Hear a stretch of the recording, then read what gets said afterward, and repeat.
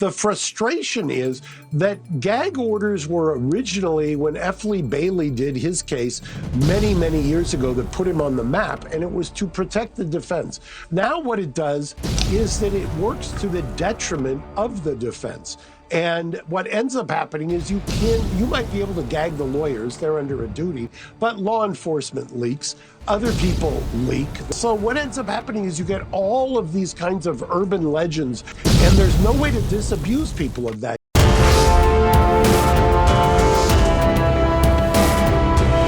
Reporter Room with Jessica Della Davies starts now. We have a lot of new information to get into. Let's get started. We're going to talk about Bryan Kohberger, his behavior at the local bar leading up to what happened on November the 13th. We're going to talk about roommate Dylan and statements that are being attributed to her, and we're going to talk about what investigators are looking for now in Pennsylvania in an effort to see if Bryan has done anything like this before. We're also going to discuss the gag order and the judge's new ruling on this, and we are being told that attorney Ann Taylor had a private meeting with the judge and has been cleared of any conflict of interest. We have a lot to get into. Let's get started. So Idaho student murder suspect Bryan Kohberger is no longer enrolled or employed at Washington State University, and supposedly he was let go prior to this. So we finally did get a response from the Washington State University.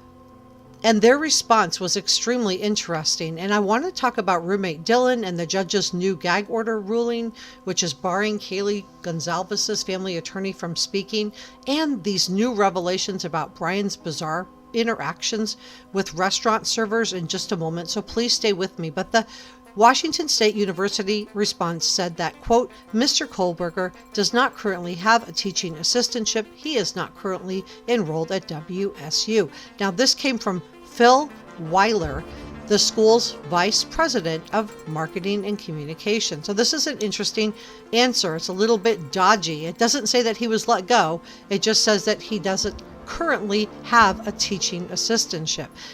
Please let me know what you're thinking about this in the comment section below. Now, we know that Bryan used to, before law enforcement alleged that he did away with Kaylee, Maddie, Xana, and Ethan at the 1122 King Road house. We know that Ashley Banfield of News Nation broke the story, and I've seen some pushback in the comment section about people who are unsure of whether this is real or not. And I just want to direct you to how specific these dates are from Ashley Banfield. I'm going to talk about Bryan harassing restaurant servers at a local bar leading up to what happened in just a moment, so please stay with me.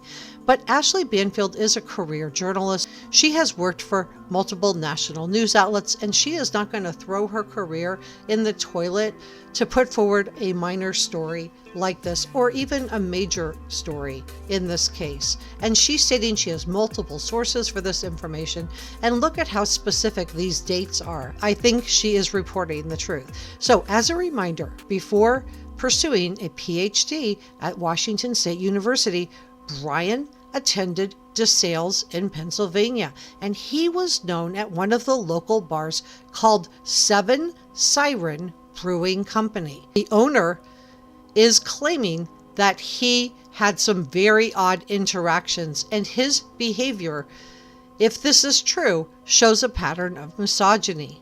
So the bar owner's name is Jordan Sarelnik, and he told NBC News that Bryan had, quote, problematic interactions with women at his bar, asking women who they were with and where they lived. Okay, this is super creepy, you guys. So apparently Bryan harassed female servers at the Seven Sirens Brewing Company. He made multiple creepy comments, and he said once after a server rejected him, he called her the B word. Now, I suspect that Bryan would have gotten a lot of rejection, and after reading his posts related to his visual snow and how he felt like an empty sack of meat, I think Bryan would have been setting off red flags for a lot of women. He would have been socially awkward, and it sounds like he was entitled rude, and disrespectful. And this goes back to my theory of Bryan being involuntarily celibate and also being a narcissistic wound collector. So according to staff members at the Seven Sirens, Bryan would have 2 or 3 beers and then get a little too comfortable. In other words, his narcissistic mask would slip, and young women he was approaching would have seen multiple red flags in his behavior and comments. Now, with the news that Bryan has a history of harassing young females that goes beyond what he was doing as a teaching assistant to his own students at Washington State University, this leads us back to that New York Post, and they're reporting that investigators in Pennsylvania County are digging through cold case files for potential connections to Bryan. Mic drop. So, in my opinion, if this was Bryan's first time doing away with actual human beings, and I believe that it was due to the multiple errors that he made, and I want to talk about Dylan and statements that are being attributed to her and the Kaylee Gonzalez family attorney and the gag order in just a second, but please stay with me. So as I shared with you in 2 prior videos, Bryan's cell phone pinged near the 1122 King Road house multiple times leading up to the November 13th killings. And I did a poll with you guys during our most recent live stream, and you overwhelmingly believed that Bryan would have been lurking around in the parking lot that belongs to the apartment building next door to the 1122 King Road property, and that he was probably creeping and peeping in the window. So what is law enforcement looking for? Well, they would have been looking for different multiple complaints. For example, they would be looking to see if he ever had creeped or peeped on someone. So they're going to look for peeping Tom complaints. They're going to look for other complaints of harassment. So they're going to try, because they mostly have a circumstantial case here, in my opinion, they are going to try to get a pattern of behavior laid out for Bryan. I'm going to talk about Dylan, the roommate, and the Kaylee Gonzalez family attorney and the new gag order ruling by the judge in just a moment, so please stay with me. Everything I'm sharing with you is my opinion, and opinions are not facts, so please don't send any negativity to anyone. Let's be kind and good to each other. This video is for educational and entertainment purposes only. Please subscribe, hit the notification bell, and give this video a thumbs up so I know you were here. Law enforcement are going to be looking for voyeur complaints, other break-ins, any other type of harm to animals. And as I shared with you in the video that I posted last week, I believe that Buddy the dog, who was taken from his own yard less than 3 miles away from 1122 King Road on October 21st, the very day Bryan was emailed that he was failing to meet expectations as his work as a teaching assistant, may have been in response to Bryan's anger. Now, when you're looking at an involuntary celibate, also called an incel, you want to remember that these guys are driven by rage and anger. Bryan being reported and ultimately reprimanded for being fired would have sent him into a spiral of feeling helpless and angry. So was this the catalyst that set into motion a chain of events leading up to the slaying of these 4 beautiful, precious young people? So let's talk about Dylan, the roommate, and then I want to talk about the new judge's ruling regarding the Gonzalez family attorney. So we've all seen people talking about Dylan's best friend's boyfriend, and I cannot confirm this, so I'm giving this information to you with that caveat. This could be anyone posing and making up as a boyfriend. Think how easy this would be for someone to fake this. All they would have to do is have their friend call in to their cell phone, hold up the number, and they could tag it as, you know, the friend of a friend.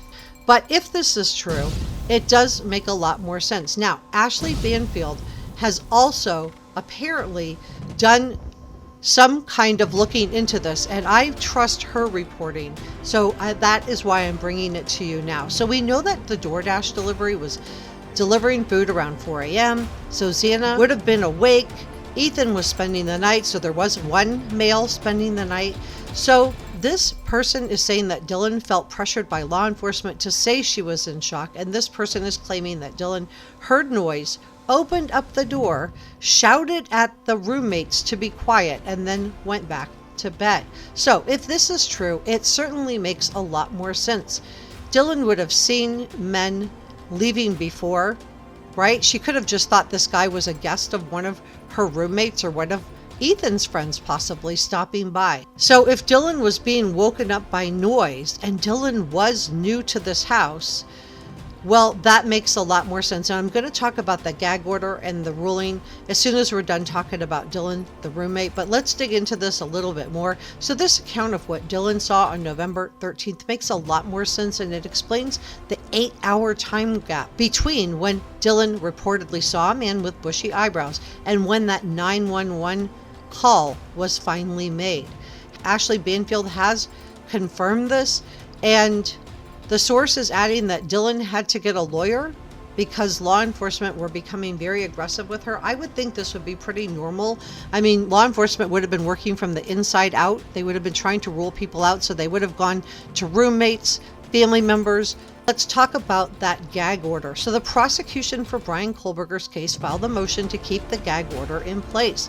And Kaylee Gonzalez's family lawyer put forward a motion asking the judge to allow him to speak to the press.